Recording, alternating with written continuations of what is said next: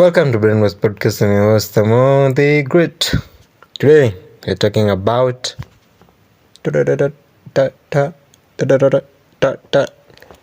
I found it. We are talking about counterculture, the rebellious heart of society. From the beatniks of the 50s to today's digital revolutionaries, counterculture is all about pushing boundaries and challenging the status quo.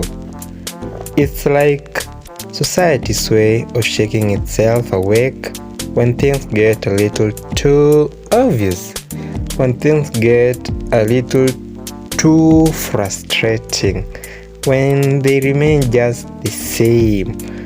Counterculture movement challenge norms, redefine art, and they reshape politics. But it's not all about rebellion for rebellion's sake. No, counterculture often leads to real, lasting change. Think about civil rights, environmentalism, or the LGBTQ liberation. Alright, let's start with the basics. What exactly is counterculture? In simple terms, counterculture is a way of life or a set of beliefs that opposes or that differ significantly from the mainstream culture. It's about rejecting dominant norms and creating an alternative. And it's not just about saying no to the system. It's about envisioning something new. A lot of countercultures are born out of dissatisfaction, but they often spark creativity and innovation. Think of it as society's what-if moment. Well, let's take a little time traveling trip through the history of counterculture. Buckle up, because it's going to get wild. But you won't notice wild animals. Starting with the 1950s, we've got the Beat Generation. Picture smoky jazz clubs, poetry readings, and people like Jack and Allen Ginsberg. The Beats were all about rejecting materialism and exploring spirituality and art and personal freedom. Fast forward to the 60s and we hit the era of hippies. Peace, love, and tie-dye. This was the counterculture that gave us Woodstock, anti-war protest, and the civil rights movements. It wasn't just about free love, it was about rethinking what freedom actually means. Yeah, and fast forward, we now have the black hippies. Well, and who could forget punk rock in the 70s and 80s? Punk was all about DIY culture, anti-authoritarianism, and loud, fast music. Bands like The Clash and Sex Pistols were basically shouting, "We are here, we're not playing by your rules." Yeah, then we came to the 90s. The grunge and rave culture. Grunge was like punk brooding cousin, angsty, raw, and totally over glossy commercialism. Meanwhile, rave culture was all about unity, music, and, let's be honest, some questionable fashion choices. And now, in the 21st century, we've got digital countercultures, hackers, meme creators, crypto enthusiasts, and activists are redefining what it means to challenge the system in an interconnected world. So, why does counterculture matter? Why should we care about these movements? Because counterculture is often where change starts.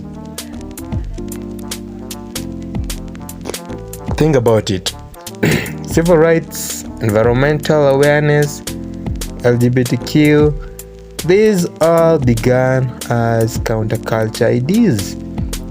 Counterculture challenged us to think what we take for granted. It asks uncomfortable questions like, why are things this way? And what if they were different? Plus, it keeps art and culture interesting. Imagine a world without punk rock, psychedelic art, or independent feeling. Pretty boring, right? So super boring. Well, totally. Counterculture shakes things up and reminds us that creativity thrives on breaking the rules. Let's talk about how counterculture influences pop culture. I mean, it's kind of ironic, right? Well, what starts as rebellious often become mainstream. Yeah, like how punk fashion went from being a middle finger to the establishment to being sold in high-end boutiques, or how hippies' ideas about organic food and meditation are now billion-dollar industries. Yep, it's a weird cycle. Counterculture influences pop culture, which then commercializes and absorbs it. But the spirit of rebellion always finds a new form. That's what makes counterculture so fascinating. It's constantly evolving. So, where do we see counterculture today?